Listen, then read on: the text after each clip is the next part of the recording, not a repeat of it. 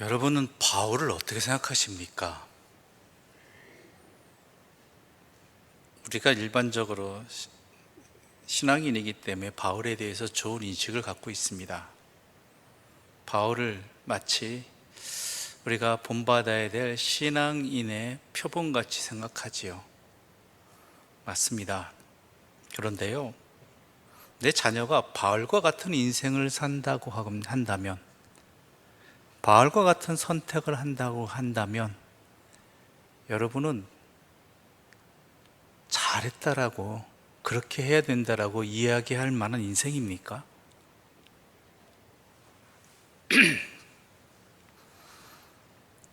거기에 대해서 너무나 당연하게 그렇다라고 이야기하기가 힘든 인생의 선택을 하고 그 인생을 살아간 사람이 바울입니다.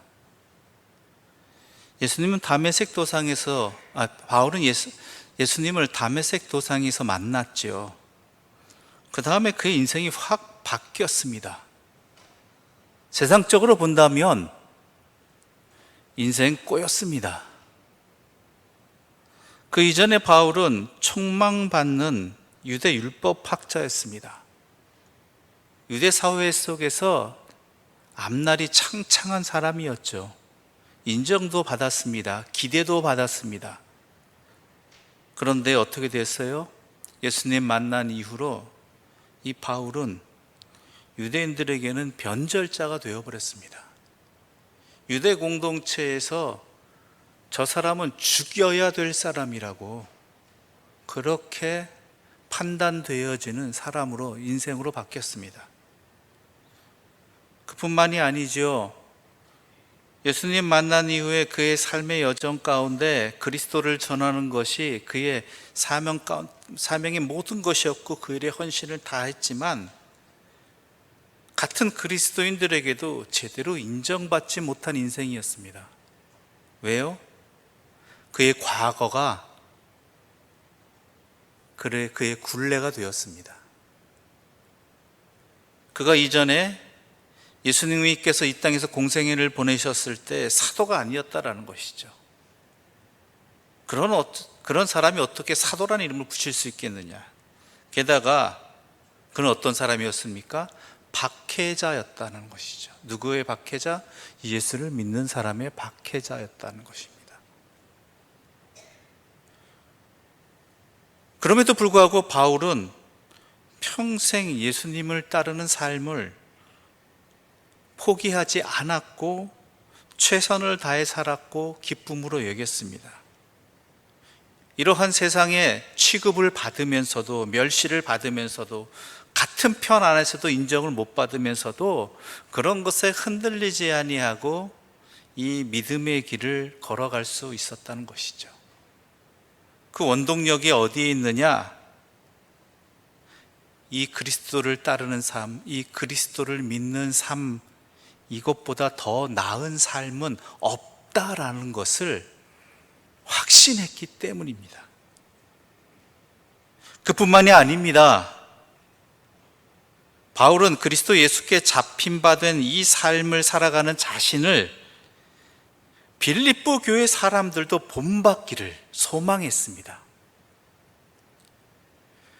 평생 고생길이고 힘든 길임에도 불구하고 자신이 그토록 사랑하고 기쁨의 면류관처럼 여기는 이 빌립보 교회 사람들에게도 바로 나처럼 살아라. 이것보다 더 나은 삶은 없다. 나를 닮으라고 이야기할 정도였으니까요. 그러면 현실적으로 그렇게 살아가는 게 쉬우냐라는 것이죠. 분명히 바울 못지않게 이 땅에 그리스도인으로 살아간다는 것, 로마 제국 하에서 그리스도인답게 살아간다는 것을 지키는 것은요, 매우 어렵고 힘든 일이었습니다. 하다못해 그러한 소망을 가지고 모인 신앙 공동체인 교회 안에서도요, 그렇지 못하게 될 일들이 너무나 많았다라는 것이죠. 같은 교회 안에서도 그 뜨거운 성령의 역사 안에 있던 교회도요, 이러저러한 문제 때문에 서로 다투고 나뉘어지고 욕하고 배반하고 이런 일들이 참 많았다라는 것이죠. 이러려고 예수 믿었냐고, 이러려고 내가 예수 믿느냐고, 이렇게 서로가 말할 정도였다라는 것입니다. 거기에 대해서 사도 바울은 오늘 성경 본문을 통해서 이러한 현실 앞에서, 교회 안팎으로 다가오는 이러한 어려움들 앞에서 흔들리지 아니하고 믿음을 지키며 자신과 같은 삶을 살 수 있는 그 방법을 오늘 본문에서 알려주고 있는 것입니다. 그 첫 번째가 1절의 말씀입니다. 우리 함께 1절 말씀 읽어보겠습니다. 1절입니다. 그러므로 나의 사랑하고 사모하는 형제들, 나의 기쁨이요 면류관인 사랑하는 자들아, 이와 같이 주 안에 서라. 바로 그 첫 번째가 뭐이겠습니까? 주 안에 서라라는 것입니다. 주 안에 서라. 세상은요, 세상의 가치관은 그리스도인들로 하여금 끊임없이 주 밖에 서라고 유혹합니다. 살아보시면 아시잖아요. 그렇죠? 지난 한 주간도 그 현실 속에서 살아오셨잖아요.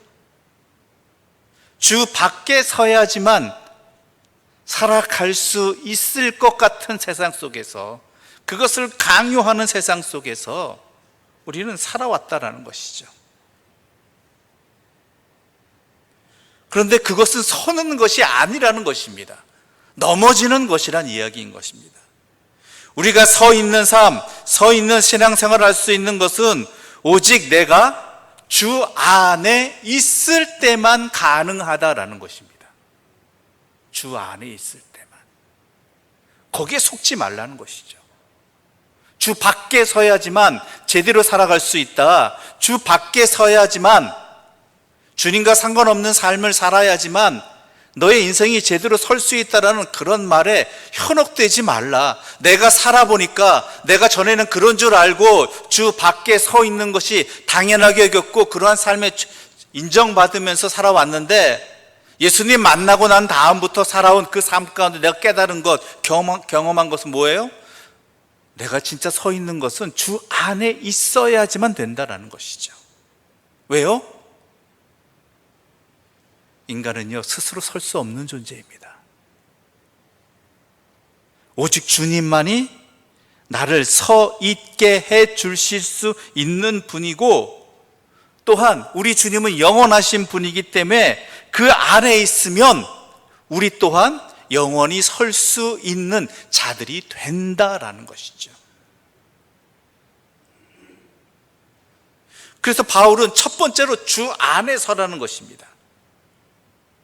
내가 주님께 받은 것이 무엇인지, 내 구원의 은혜가 무엇인지, 날마다 주님과 동행하는 삶이 무엇인지 제대로 알고 그것을 감사할 수 있을 때에 우리는 주 안에 설 수 있다라는 것입니다.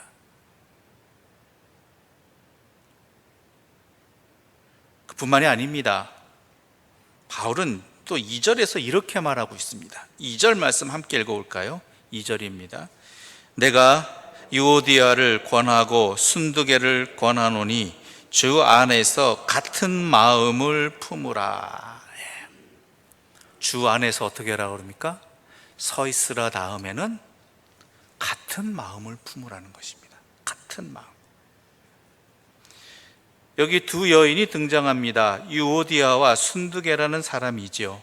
바울은 특별히 빌립보 교회에서 유오디아와 순두개에게 같은 마음을 품으라고 이야기합니다. 이 얘기는 뭡니까? 이 두 사람이 그 일을 잘 하지 못했다라는 것이죠. 추측컨대 이들은 빌립보 교회에서 매우 열심인 사람들이었을 겁니다. 매우 열심히 헌신하던 두 여인이었습니다. 그런데 서로 잘 하려다가 하다 보니까 어때요? 열심히 봉사해 보신 분들 알죠? 그럼 그 안에 꼭 뭐냐면 이 헌신의 열정이 지나쳐서 신앙이 흔들려 버리는, 믿음이 흔들려 버리는 일들이 종종 벌어진다는 것이죠. 이분들이 믿음이 약하다가 아닙니다. 헌신하지 않았다가 아닙니다. 열심히 헌신하는데 그 헌신이 자기의 열심이 너무 지나친 나머지 서로 충돌하기도 하고요. 또한 교회 내에서도 여러 가지 어려운 현상으로 나타났다라는 것이죠. 왜냐하면 사람은 모두 자기 중심적이기 때문입니다. 헌신하는데도요, 믿음으로 헌신하고 신앙으로 열심을 내지만요, 그 가운데 중심이 되는 건 내 생각, 내 판단, 내 일이에요. 내 마음이에요, 내 마음. 근데 모든 사람이 다 내 마음 같지는 않거든요. 내 생각과 다르거든요. 그러다 보니까 특히 열심히 있는 사람들 가운데 이러한 갈등이 나타나는 거예요. 어려움이 나타나는 거예요. 신앙의 흔들림이 나타나는 거예요. 그래서 바울은 이야기합니다. 너희가 주 안에 있는지 주님의 생각으로 생각하고 또한 주님과 같은 마음으로 헌신하고 있는지 잘 생각하라는 것이죠. 내가 생각하고 내가 판단하고 하는 게 아니라, 내가 중심이 되는 게 아니라 주님이라면 주님의 마음을 가지고 하고 있느냐라는 것입니다. 즉 이야기는 뭡니까? 주께서 나를 움직이시고 또한 나에게 함께 역사하시는가, 주님의 생각으로 움직이고 있는가, 이것을 분별하라는 것입니다. 특히 신앙생활할 때, 열심히 헌신생활할 때 우리가 일에 치우쳐서 내 중심으로 되어버린다면, 일 중심으로 되어버리면요, 차라리 그 일은 잠시 멈추는 게 낫습니다. 왜냐하면 그러다 보면 결국 우리의 신앙의 자리를 잃어버리기 때문입니다. 내 믿음 흔들려 버리기 때문입니다. 그렇다고 여러분 오해하지 마십시오.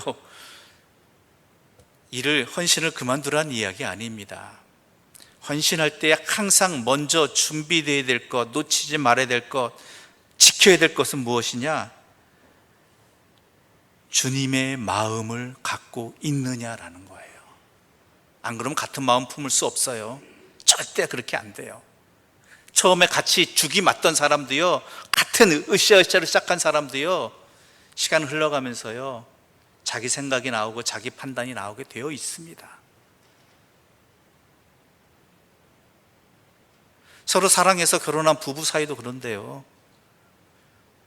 저 사람이 나고 내가 저 사람인 것 같은 그러한 뜨거운 사랑으로 결혼했잖아요. 부부의 관계를 맺고 가정을 꾸렸잖아요. 그런데 갈수록 어떻게 돼요? 저 사람은 저 사람이고 나는 나구나. 그래서 유명한 말이 있지 않습니까? 부부는 영원한 평행선이다. 그런데 그것을 연결시키는 것이 뭐예요? 주님이시다라는 거예요. 그래서 결혼할 때 주례사 중에 하나가 뭐예요? 주께서 맺어주셨다라는 거예요. 이건 둘이 한 몸이 아니라 둘이 평행선인데, 이 둘을 같이 연결시켜 주시는 분은 누구시다고요? 주님이시다라는 거예요. 서로를 생각할 때 주님의 마음으로, 주님의 뜻으로, 주님의 생각으로 서로를 바라볼 수 있을 때에 하나 될 수 있는 것이고요, 같은 삶을 살아갈 수 있는 것입니다. 어떠신가요? 여러분 안에서 서로를 바라볼 때 내 생각과 내 판단이 아니라, 내 주관이 아니라 주님의 마음으로 서로를 바라본다면, 주님의 생각으로 서로를 생각한다면 어떻게 될 것 같습니까? 그래서 바울은 말합니다. 주 안에서 같은 마음을 품으라.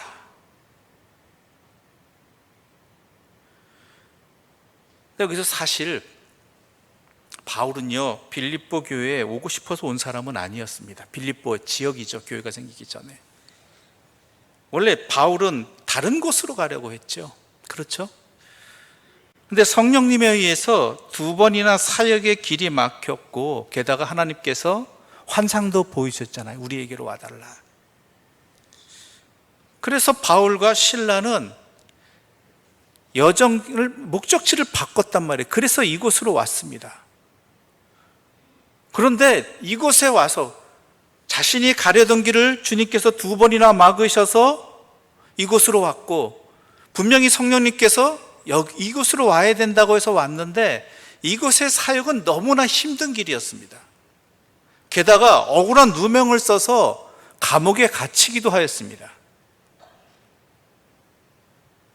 그런데 어떤 일이 벌어집니까? 원망이 나올 수밖에 없죠. 왜 나를 이곳으로 보내셔가지고 이런 억울한 일을 당하게 해가시고 왜 나를 감옥에 갇히게 하시는가? 왜 굳이 나를 이곳으로 이끌어주셨으면 이곳에서 일들이 잘 되도록 풀어주셔야 되는데 나를 이 감옥에까지 갇히게 하시는가? 이런 원망이 나올 수밖에 없는 상황이었는데요, 의외로 바울과 실라는 그 감옥에서 어떻게 했는지 아세요? 너무 여러분 잘 아시는 내용이잖아요. 기도하고 찬송을 드렸다라고 해요.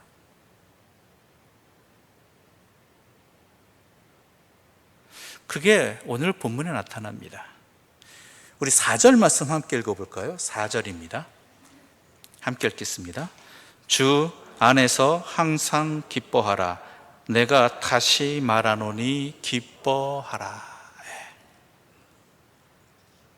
그러니까 도저히 이게 용납될 수 없는, 이해될 수 없는, 왜 이런 일을 내가 당해야 되는가라는, 왜 하나님은 나를 이로 이끄셔 놓고 이 감옥에 갇히게 하시는가 라는 생각이 들 수밖에 없는 상황인데, 자기의 생각에는, 자기의 판단에는, 그런데 주 안에서 서 있고 또한 주님의 마음으로 바라보니까 그곳은 어떤 곳이 돼요?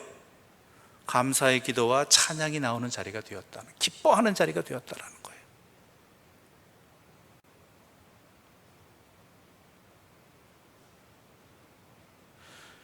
그러므로 우리가 그리스도인답게 사는 길은요, 모든 일을 주 안에서 바라볼 수 있어야 되고요, 주 안에서 생각할 수 있어야 되는 거예요. 그럴 때 기뻐할 수 있게 된다는 것이죠. 원래 우리는요, 마귀의 품 안에 있던 존재입니다. 그렇죠? 인정하십니까?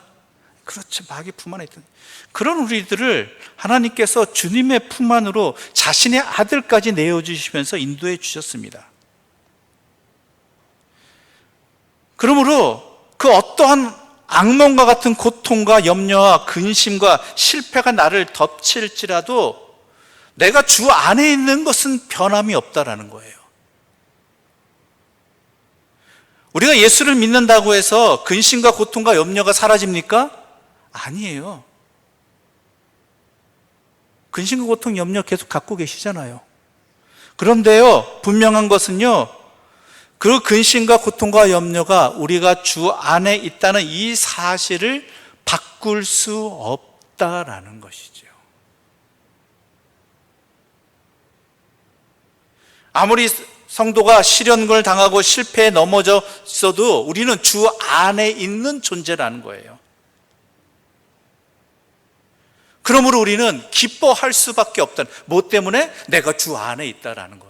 이러한 실패를 거두고 또한 어둠과 어려움과 시련 속에 있다 할지라도요, 내가 주 안에 붙들린 존재라는 것은요, 변함이 없다라는 거예요. 이것으로 인해 항상 기뻐할 수 있는 거예요. 성공해야만 기뻐하고, 또한 뭔가 열매가 있어야만 기뻐하고, 아닙니다. 중요한 것은 내가 주 안에 있느냐 없느냐예요. 그런데 그 어떠한 상황에서도 주님께서 나를 놓지 않는다고 생각하니까요, 나는 기뻐할 수밖에 없다라는 것이죠. 그런데요, 이 기쁨을요, 우리는 망각하고 살아요. 때로는 이 기쁨을 놓치고 살아요. 이 변함없는 이 진리의 기쁨을 제대로 지키며 누리며 감사하며 진짜 기쁘게 살아갈 수 있는 길이 무엇인가? 사도 바울은 이렇게 말하고 있습니다. 5절과 6절의 말씀입니다. 함께 읽어보겠습니다. 5절과 6절입니다. 너희 관용을 모든 사람에게 알게 하라. 주께서 가까우시니라. 아무것도 염려하지 말고 다만 모든 일에 기도와 간구로 너희 구할 것을 감사함으로 하나님께 아뢰라. 자, 바울과 같이 그 어떠한 상황에서도 내가 주 안에 있음을 기뻐하는 삶을 살아가기 위해서는 이렇게 살라는 거예요. 이렇게. 첫 번째로 뭐예요? 우리 관용을 모든 사람에게 알게 하라. 관용이란 게 뭘까요? 여러분이 잘 아시는 내용이죠. 관용을 베풀다라는 그런 의미. 대표적인 예가 삭개오입니다. 여러분, 삭개오는 관용을 받을 만한 사람이었습니까? 인정받을 만한, 진짜 함께 있고 싶은 사람이었습니까? 아닙니다. 삭개오는 부정한 사람입니다. 멸시받아야 될 사람입니다. 인정할 수 없는 사람입니다. 그렇죠? 우리 식으로 얘기하자면 일제강점기 때 우리에게 압박을 가던, 어려움을 주던 일본 앞잡이라고 표현해야 되나요? 그 대표적인 사람이에요. 일본 제국주의를 위해서 세금을 징수하러 다니는 사람이에요. 그 중에 여리고란 지역의 우두머리예요. 그런 사람에 대해서 비난하고 잘못된 인생을 살고 있다라고 꾸짖고 비난하고 뭐라고 하는 건 당연한 일입니다. 그렇죠? 그럴 만한 것이 그 삶의 모습, 그 사람의 삶이에요, 지금. 미워하는 건 너무 당연한 일이지요. 그는 부당한 사람이었습니다. 그런데요, 우리 예수님은 그 삭개오를 어떻게 해주셨어요? 관용해 주셨다라는 거예요.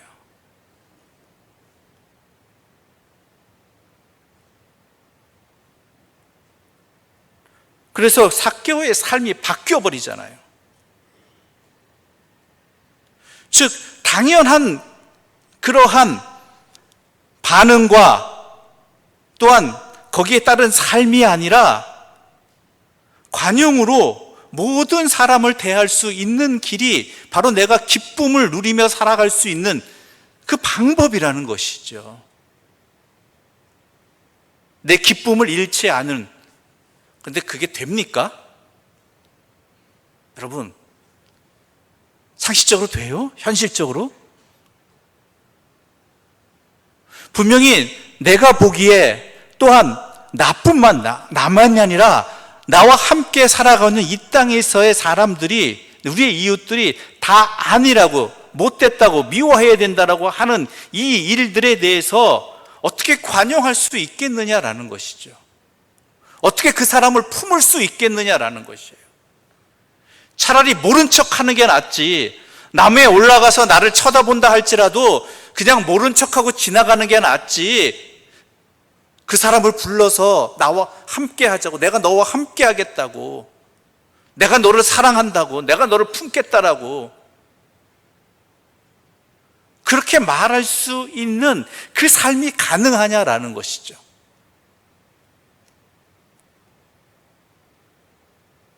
내 주변만 살펴봐도 그렇잖아요. 우리 동네만 보아도 각자 여러분이 살고 계신 동네, 여러분이 살고 있는 아파트 단지 내 같은 동네에서도 그 누군가가 그런 사람들이 있잖아요. 유별난 사람들, 좋게 말하면 남에게 피해를 주는 사람들.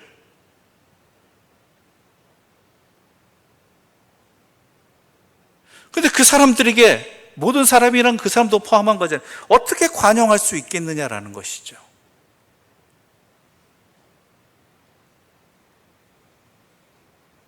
그 방법이 뒤에 나옵니다. 뒷구절이에요. 5절 하반절 뭐라고 되어 있어요? 주께서 가까우시니라. 이걸 항상 잊지 말라는 거예요. 신앙인이 신앙인답게 살아갈 수 있는 것, 예수님처럼 살아갈 수 있는 것, 또한 항상 기뻐하며 살아갈 수 있는 길은요, 주께서 가까우시다라는 것을 잊지 말라는 거예요. 그건 뭐예요? 두 가지 의미가 있어요. 나도 곧 주님 만난다. 주님 만날 날 가까웠다. 그럼 어떻게 했습니까, 여러분? 주님 만날 날 가까운다고 생각한다면 내 삶이 달라지죠. 판단이 달라지고 행동이 달라지잖아요. 그렇죠? 내가 죽을 날이 가까웠다, 심판 날이 가까웠다 하면요, 못할 게 뭐가 있겠어요? 그렇죠? 전혀 다른 인생을 살아가게 되잖아요.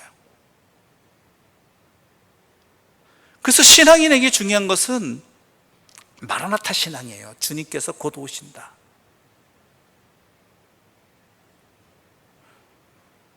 또 하나, 주님께서 가까우시다라는 이야기는요, 무슨 얘기냐? 주님이 항상 나와 동행하신다. 우리는 사람의 나와 가까이 있는 누군가가 가까이 있으면요, 내 행동이 달라져요. 그렇죠? 당연스럽게 막 어기던 일들도 마치 내 아들이, 딸이, 손자, 손녀가 함께 있게 되면, 아니면 하다못해 우리 성도님들 가운데에도 몇 번 말씀드렸지만 우리 교회 앞에 도로를 무단횡단하시는 분들도 제가 거기서 보고 있는 것을 보게 되면요, 가다가 멈추고 어떻게 돼요? 저 위로 갔다가 횡단보도로 건너세요. 건너셔도요, 마치 못 보고 건너셨다가도 저 보면요, 씩 웃고 이번만 그랬다고 그렇게 이야기하세요.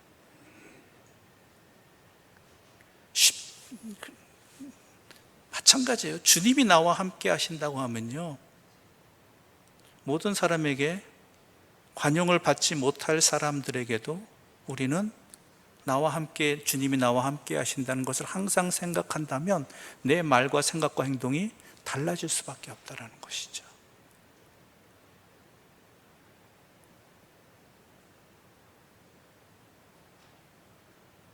어떻게 생각하십니까?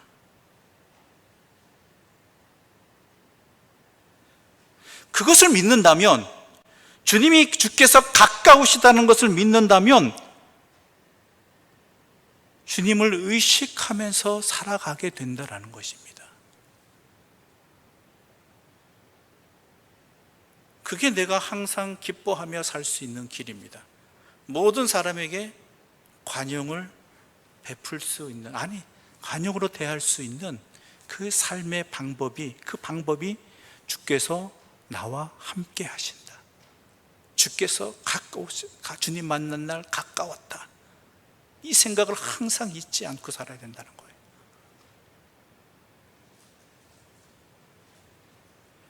또한 두 번째는 무엇입니까? 6절에 아무것도 염려하지 말고 모든 일에 기도와 간구로 너희 구할 것을 감사함으로 하나님께 아뢰라.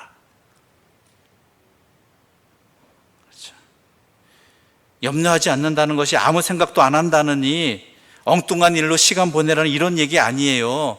그런다고 이 염려가 해결되지 않아요.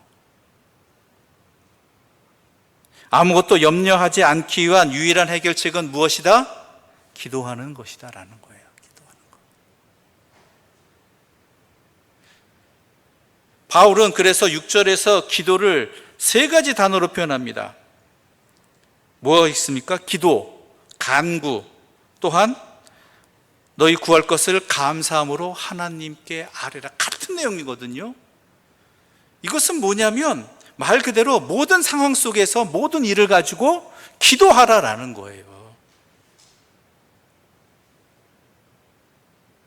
근데 모든 일에 기도한다는 것이요, 나의 모든 기도 제목을 구체적으로 하나님께 알리는 것, 그것만을 의미하지는 않습니다. 그 이상의 것이 있어요. 내 모든 염려를 주님께 기도한다는 것은요, 내 모든 것, 그 일에 하나님께서 그만큼 나에 대해서 관심이 많으시다라는 거예요.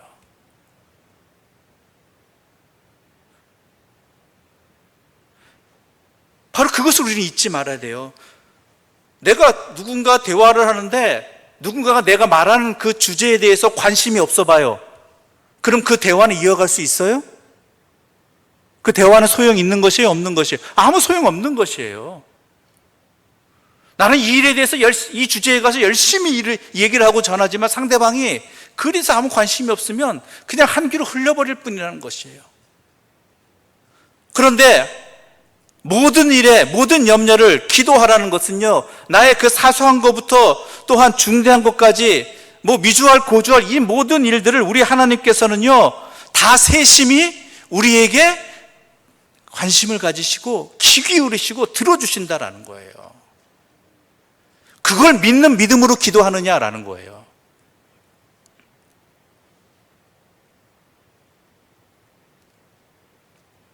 여러분, 기도하실 때 어떠십니까? 내가 기도하는 것들이 단순히 나의 독백이 아닙니다, 여러분. 하나님께서 이끌어 주시는 기도 제목이에요. 그만큼 그 일에 대해서 하나님께서도 깊은 관심을 가지시고 애정을 가지시고 사랑으로 듣고 계시다라는 거예요. 그것을 믿으시냐라는 거예요. 그럼 기도의 자리가 달라지는 것이죠.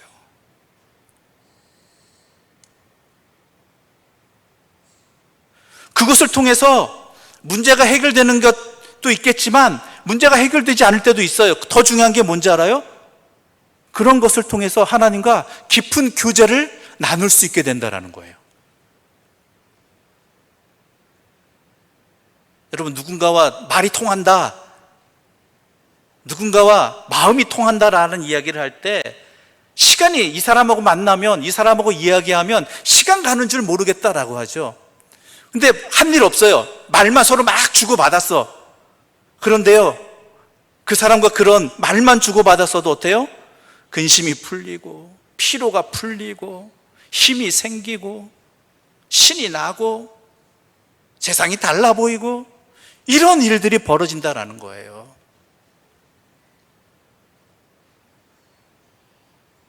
우리의 마음이, 우리의 심령이 바로 그러냐라는 거, 우리의 기도가 그러냐라는 것이죠.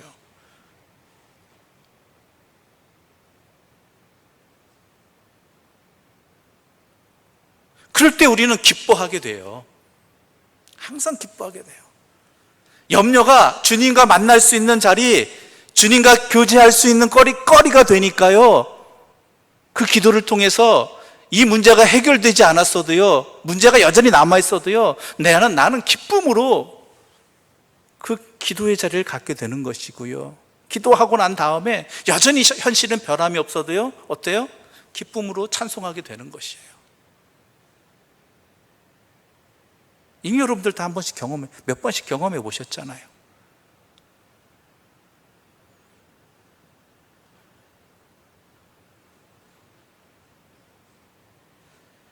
우리의 관용을 모든 사람에게 알게 하며 염려하지 않고 우리의 구할 것을 하나님께 아뢰음을 통해 주 안에서 기뻐하는 사람들에게 하나님께서는 이렇게 응답해 주십니다. 7절 말씀 함께 읽어볼까요? 7절입니다.